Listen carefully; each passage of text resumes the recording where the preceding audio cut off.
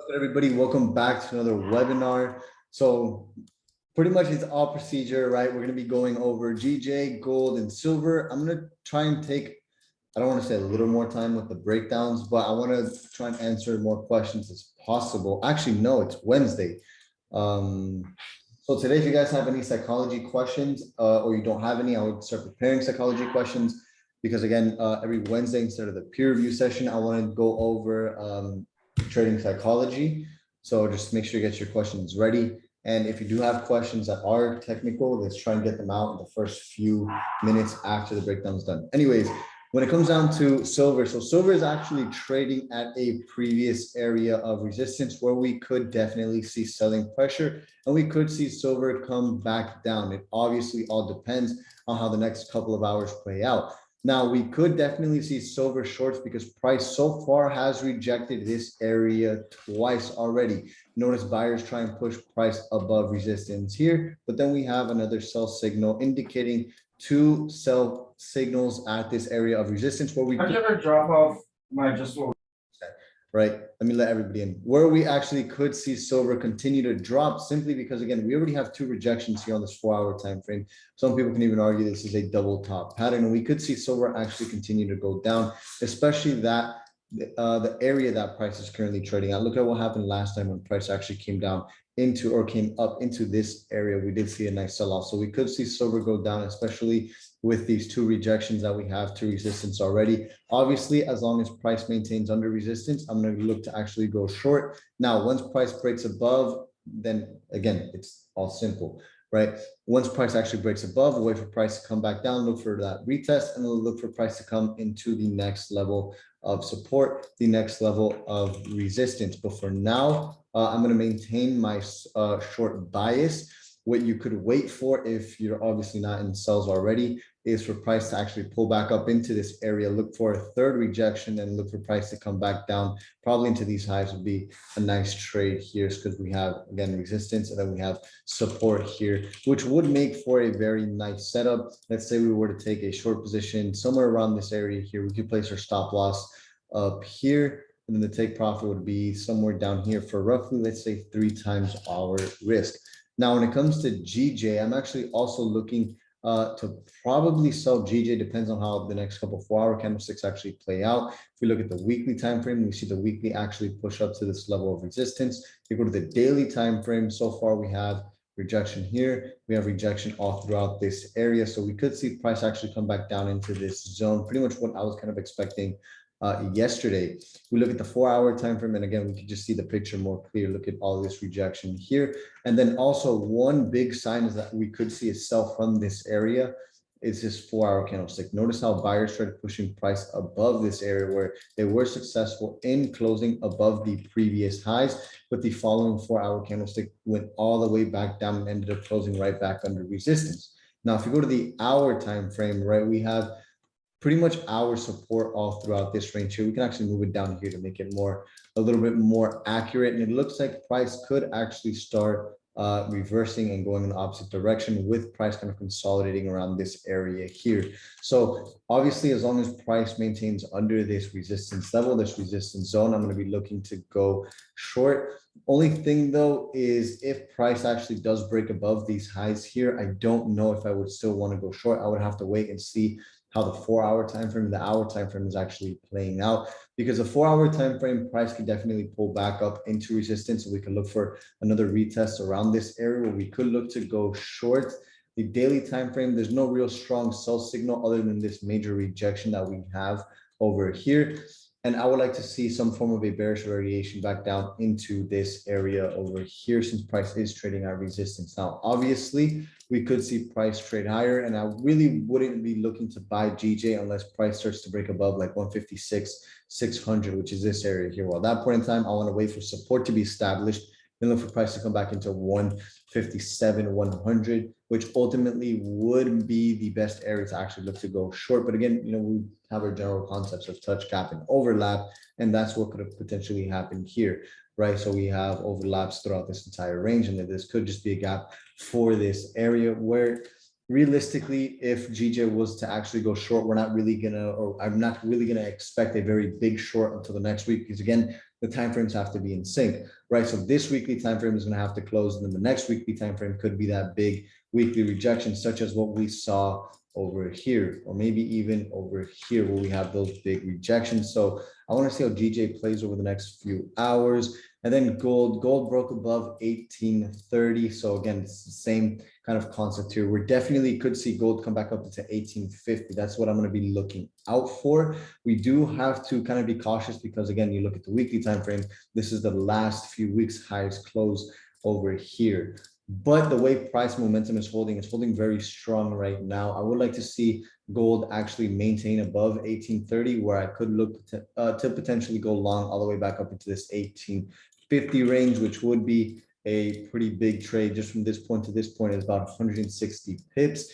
I'm not saying that's going to happen right away. Again, I would like to see gold maintain above 1830, because once gold is actually maintaining itself above 1830, we're maintaining above support. Again, we want to buy at areas of support and sell at areas of resistance. So as long as gold can maintain above this area, I'll look to actually buy until 1850. Once we see gold actually start breaking under it, we wait for the retest, wait for resistance to be established, and look to take price back down to 1813. So that is the breakdown for now. Does anybody have any questions on either gold, silver, or GJ? Water. I think it was very. Bro, What's up, bro? I was looking at GJ and on my support and resistance, I was looking at the 4 hour and I was expecting something on the 156 zone, maybe a reaction from there because of the previous little structure that we have there on the 4 hour. And then if we go to the left, it acted like support and resistance a couple times. Yeah. So I was looking to go long from this zone if it happens to, but I would like to know what you think. You could do that because again, like structurally, it's 4 hour is still bullish. We have high, higher, low, higher, high right here. Only starting to trade at, or we're getting closer and closer to a major level, right? So we could actually see selling pressure. My only concern is if you're looking to buy, where's your stop loss going to be versus where your take profit is actually going to be? What would be the risk reward? If you have a positive risk reward and you see buys, and technically, what, right? Technical wise, you actually do see buying confirmation, then you could look to take that buy position. My only concern with looking to take buys and even waiting for price to come up into 156 would be because of this lower time frame structure. If we look at it, right, we have one big rejection of 156 here, which this is the second rejection. We have one rejection here, two, and then we have three rejections of this pretty much overall resistance level that we have here, along with all of these rejections over here. Again, you know, simple concepts, touch, gap, overlap. We have a gap, we have a touch, and then we have the overlap over here, right? Then you pay attention to like this 30-minute time frame. Look how this 30-minute time frame is forming. Price actually starts to trade lower and lower. So most likely what may actually happen is we'll see price break through this area, where later tonight, what I'll look for is a retest, then look to go short from here, and then look for price to actually come back down to 55. What is that, like 156, 155? Yeah, 155. Yeah, 156 maybe. Yeah. But I got it. And I was looking at this 30-minute and I was concerned about the buys because it'll be breaking like hour time frame structure and then 30-minute structure. And I was kind of like, Yeah, I mean, for buys, like I would start looking for buys if price can actually maybe break above this area here. Once we can break above this area, then, you know, that's when I'll start looking for buys. But until then, it looks like shorts right now, especially yeah. minute time frame is forming. And if this 30-minute time frame actually does go short, then that means 1, 2, we have a 3-leg extension confirming this 30-minute intraday trend. Right. All right, man. Thanks. Yeah. Any other questions? Yo, Raul, I got in this trade last night, and on my stop loss, I had 156,700 on GJ. Okay. On Oanda said that, you know, it hit the stop loss, but on my thing here, it hit 156,693, and it still took me out. on the MP4 says it took me out at 704. So you think that was the spread? Yeah, that How happened. do you calculate the spread? You can see it on the broker, like, you just gotta go and activate your levels on your MetaTrader. Oh, okay. Yeah, because I feel like that's something that maybe, do you pay attention to that when you set your stop losses? Of course, you have to take a spread into account, but spread is normally like 3, 4 pips. Yeah. Depending on the broker, depending on the account type. On GJ spread is maybe like 2.5 pips, I wanna say.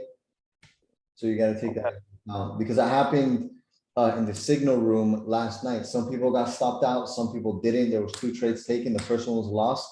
The second one was like a few pips away from the stop loss, but then price went down and hit like a 4 times risk to reward ratio. And some people got stopped out on both. Some people only got stopped out on one. So again, it depends on the broker you're trading on, if they offer like ECN or raw spreads. Gotcha. Yeah, that's a good one. Thank you so much, brother.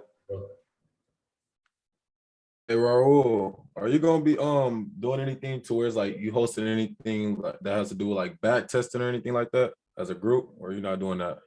I'm not sure. I'd rather kind of focus on other areas, because Okay.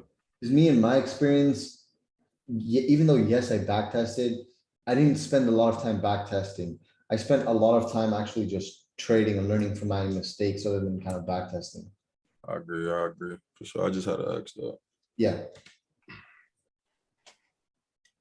Anybody You know, else? talking about that, about the back testing, that's a question that I've been kind of like talking to some guys here in the community.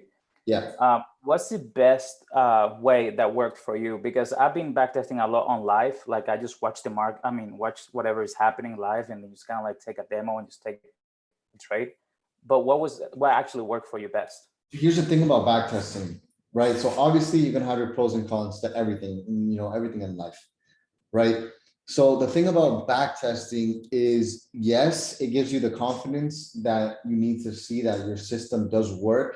And obviously, you could prove to yourself that you have an overall positive expectancy on your trading methodology, on your trading system. But the problem is there's no emotions involved. There's no live money at risk. So you're not testing out your patience. You're not testing out your emotional stability, which again makes up 80% of trading. Because again, I could literally teach my 5-year-old sister that, hey, what is this? It's a McDonald's logo, right? So every time you see the McDonald's logo, what you're gonna do is press this red button and she'll get that the majority of the time, right? But then again, it comes to that psychological factor that's not there, right? And then on top of that, you're not practicing risk management, your emotions aren't into play, you're not practicing your patience in terms of waiting for your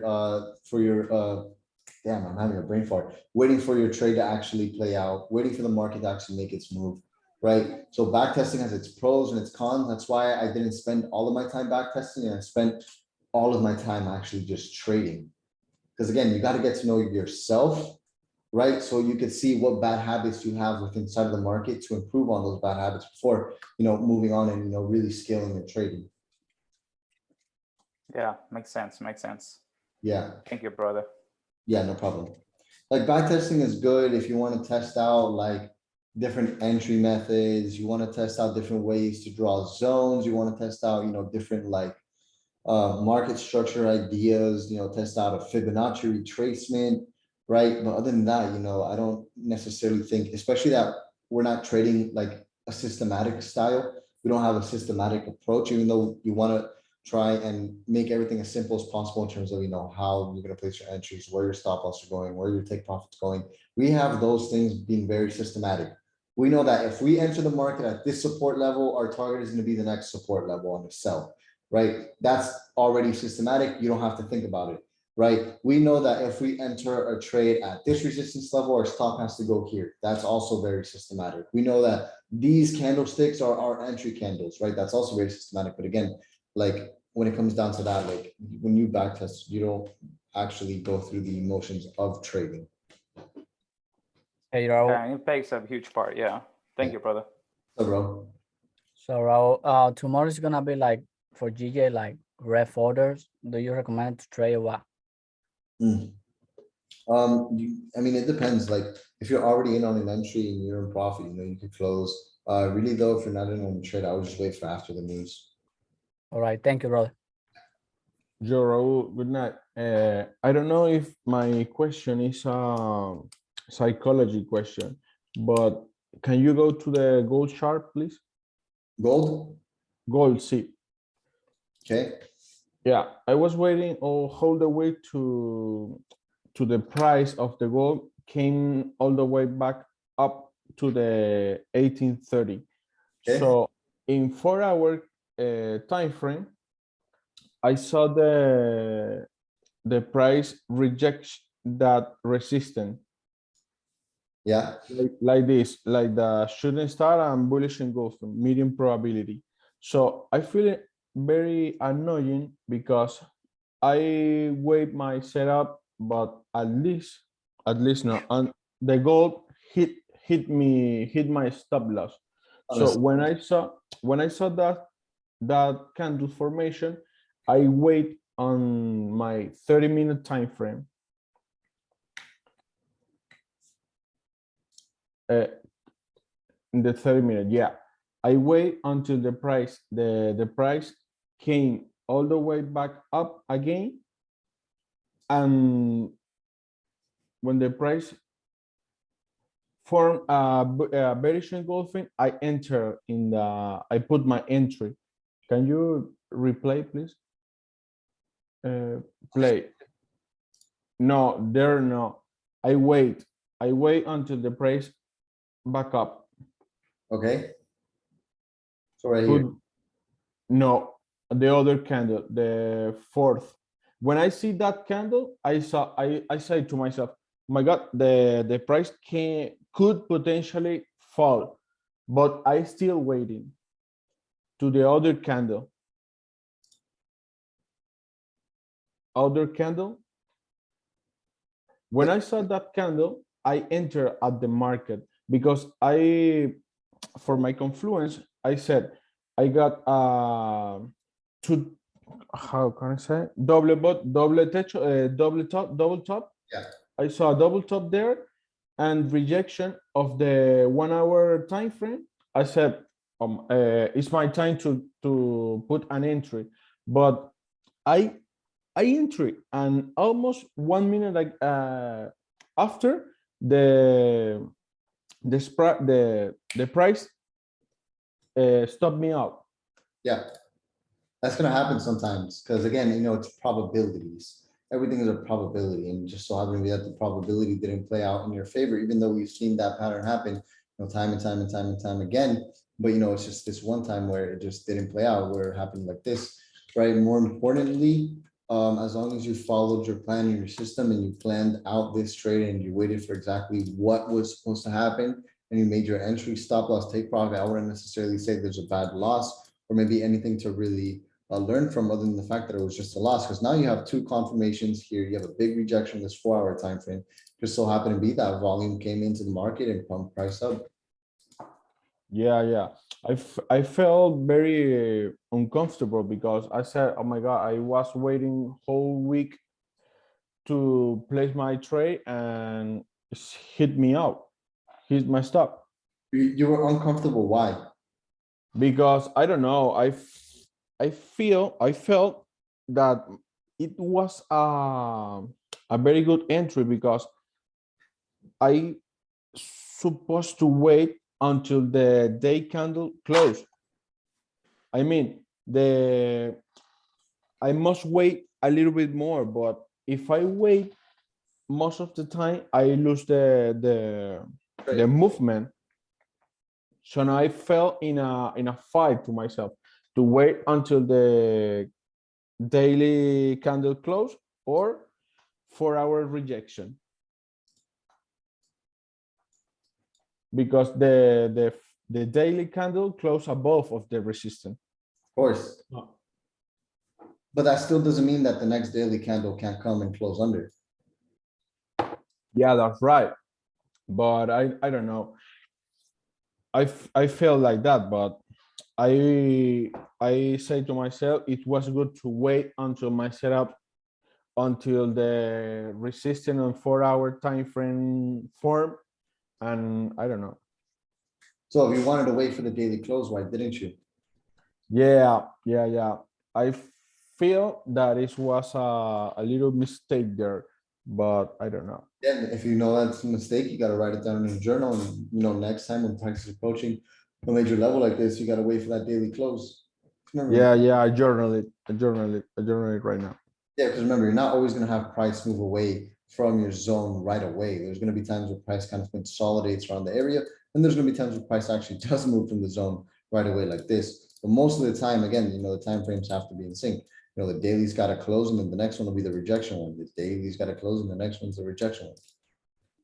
Yeah, it's probability. It's probability. This gold set up here. Once price broke above, if this day had a close, notice price come back into the zone, then that day was the rejection day. Yeah. Thank you, Raul. Yeah, no problem, bro. Consolidates for mad long before making moves too. Yeah, it does, but the thing is like when gold moves though, it moves and you can make 6, 7, 8x fairly, I don't want to say easily, but big moves. Imagine just holding a gold buy from this area down here, you're talking, that's 370 pips. Yeah. Gold moves, it moves like that many, always provide you 370 pips. Like on a daily basis, you can probably get around 100 pips on gold. Like if you would have caught this swing from here to here, that's about 100 pips, 93 pips versus GJ, you're looking at maybe like 30, 40, 50 pips, 70, 80 on a good day. But silver's also crazy. Do you think Hey, Ro- gold is manipulated by banks as well?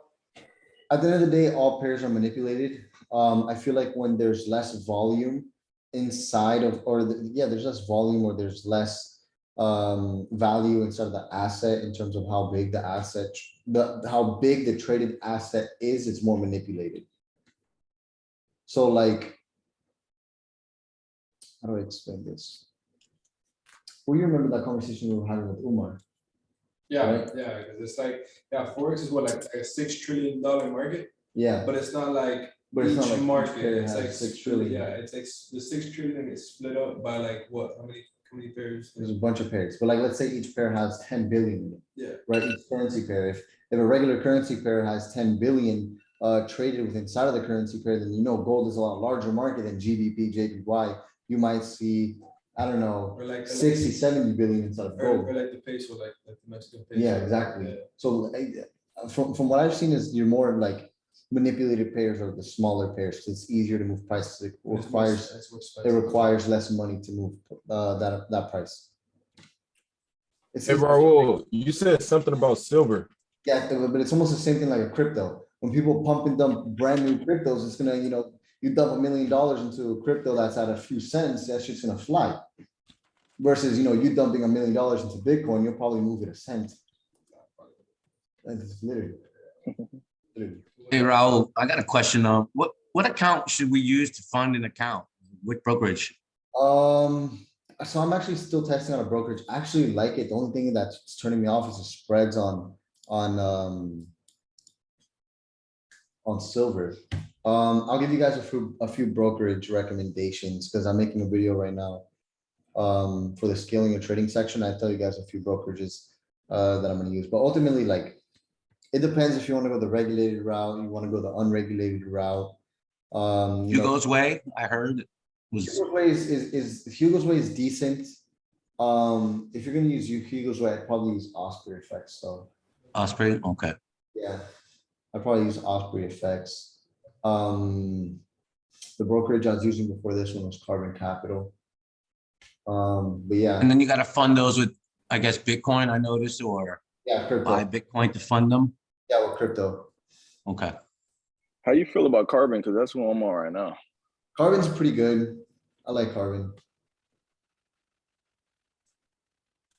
Yeah. Hey, for Bro, what do silver, you like Raul, more? Which one are you using, Raul?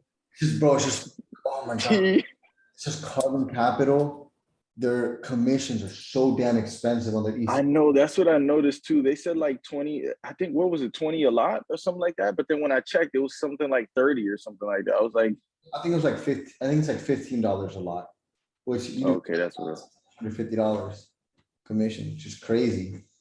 It's crazy. I made like $30,000 on a few trades and the commission was like 5 grand.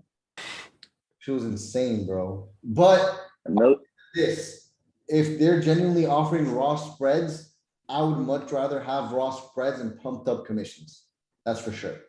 Because some brokers that's another thing. will give you raw spreads, but they're still inflating the spread to make money. And that's not genuine raw spreads. And you're still getting $10 commission per lot on commission. Yeah, because I see sometimes the spreads were like super low, but then other times it's like 15, 16, 17, It depends. Are you depending on the volume, right? Yeah, depending on the volume, the time of day. Typically during session, volume is gonna be, the spreads should be a lot lower. But then when you go to like market close and stuff, the spreads might be a little bit higher. Yeah, Right. yeah. Raul. Oh, Hey, Raul. What's up, bro? wow. Hey, at what time US 30 closes at 4? 5. At 5? Yeah, Oh, okay. yeah. you All know, right. 30 is a stock market, so they opens at 5, closes at 9. My bad, vice versa. Opens at 9, closes at 5. All right, Yep. cool. Thanks. Yo, Raul, how do you calculate the pips on silver, bro? I can't figure out how to calculate them. You gotta use the lot size indicator, the lot size indicator that I have on the Discord. Okay. Just Do you think you could put it? Do you think you could put it where the template is? No, you gotta install it into the indicator section. Oh, okay. It's almost the same thing as installing a template. Instead of you dragging it into templates, you drag it into the indicators folder. Yeah, Yeah. Raul, yeah, what's up? can you pull up GU really quick? And for GU, on a 15-minute time frame, last night around 1 a.m. I guess, or 1 a.m. PST. So I don't know if that's 4 a.m. for you. Yeah, it's probably like 4 a.m. Like, what are you talking about? Like right here? It's like it's 1 a.m. for me, so I think it's 4 a.m. for you. Yeah, so it's like right here. Yeah, right there. Yeah. So if I was to scalp this position, and wait for the break, Well, for a buy? and yeah, for a buy, would that be okay? Also, if it doesn't retest, or how do you go about entry? Like, do you wait for a retest? If it doesn't retest, or is it okay to, if it's an engulfing, and do you always wait for that second retest candle to close? So yeah, you could have, I mean, look, if you look at price here, price broke above resistance here. Here's a retest, here's engulfing. You could have caught a trade, maybe what, 2x your risk. You would have entered here, stops under the nose over here. It would have made about 2x depending on, you know, where you place your stop loss. So this would have been a good trade. You know, you have a break of this resistance, the retest, the rejection, and then you see price go up. So yeah. So that- you would have waited for that retest candle to close, right? Do you always wait for that retest candle to close? Yeah, so there's no entry. There's no entry here because price is now in the zone. We need to wait for a rejection candle, right? So fast forward a little bit, this is a rejection candle. So this is the first sign you could actually start to buy, because again, we're starting to see buying pressure within our zone. So that would be an aggressive entry if you were to enter right then and there, right? Then this is our entry candlestick. This is okay, you know, price has now moved away. This is an entry confirmation right here. So we could buy here with our stop loss under support, and then we play it out. We look to target 2 times our risk, right? And then price kind of just went all the way up to 2 times your risk. And then at 9:30 on the same pair, at 9:30, would that have been an entry for a sell? 9, it's 9. Oh, I'm sorry. Is it? Well, it's 6:30 for me, so I think it would be 9:30 for you. For a sell right here. Yeah, that's the 15-minute, right? Yeah, Yeah, 15-minute.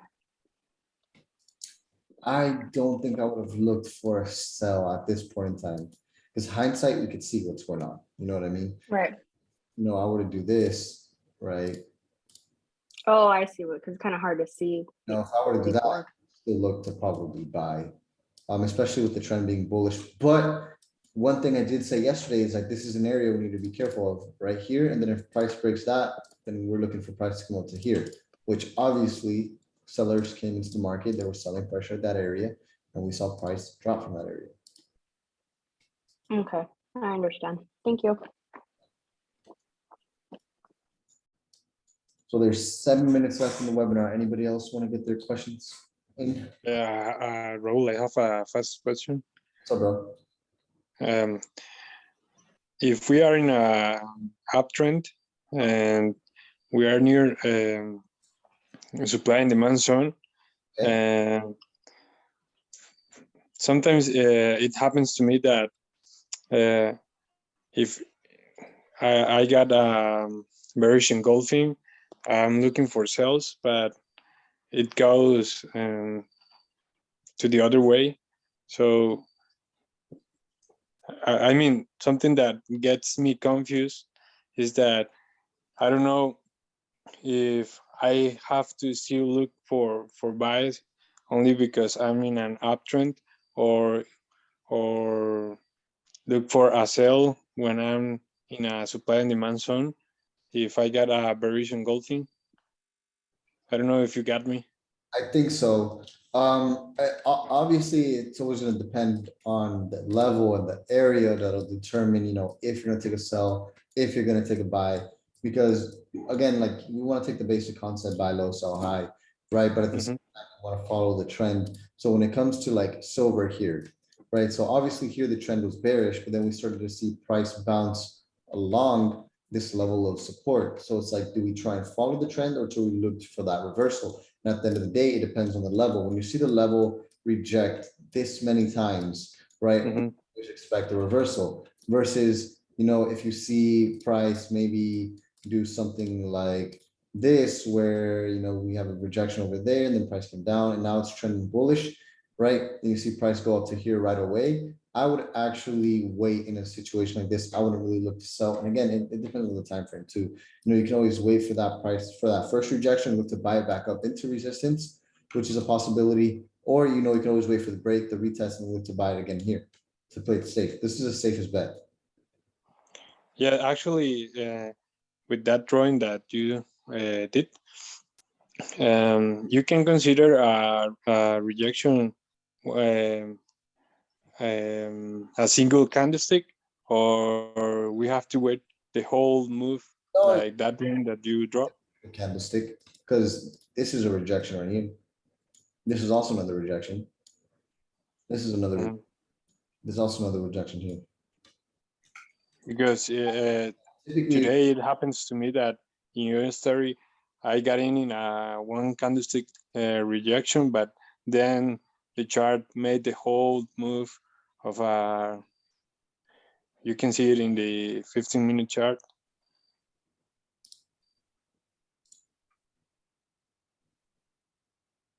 In upside, the last somewhere right here. I don't know how to say it. The last trades that happens, I don't know how to say it, at the end. Right here? Yeah. The last candlestick. Yeah. This one. A little bit this one in left, yes. So I got in the bottom. So you sold? No, I buy, but I bought, but I didn't wait to the whole move. I mean, I got in the one candlestick rejection in the at the left. So you sorry for my English, it's not very good. You bought right here. Yeah. Okay. And then it made the whole move, and it rejects again in that level. I don't know if you got me. They're rejected right here. I mean, to the left at the beginning of the move. So more to the left. This is what I understand. You bought here and then it rejected right here. I don't know if I can write it to your chart. I bought a little bit to the left. Right here or right More- here? Yeah, there. So I didn't wait to that whole move that it made and rejected again to that support level. Why not? You understand? You didn't get me right. I mean, Didn't wait for it to play out. yeah, I didn't wait to Why? that whole move. I got in the engulfing. Why though? I mean, I don't know how to explain. My English is not very good. I was waiting to that support level, so I didn't wait to the whole move to reject. I got in one candlestick rejection. I don't know if you got me. So I don't know if that is a good idea. If I only have to wait a whole move. Well, yeah, I'm not understanding you. What I understand is that you got it here, because I don't understand your question. Because what I understand is you bought here and you couldn't wait for this move. So are you asking me, was this a good entry?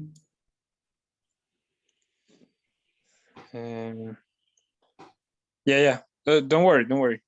I will ask you to in the chat with an image, so maybe you can understand. Oh, Yeah, what's up, bro? yo, quick question. If Yeah. you go on Geo right now, Damn, there's 1 minute.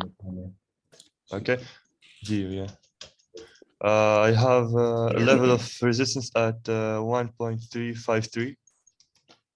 353, that's like right here. Yeah, exactly. So yeah, I'm waiting for like a pullback there. I would actually just look to go long, just because where it's trading on the 4-hour time frame. As long as it maintains above this support, you look to go long. Oh, okay.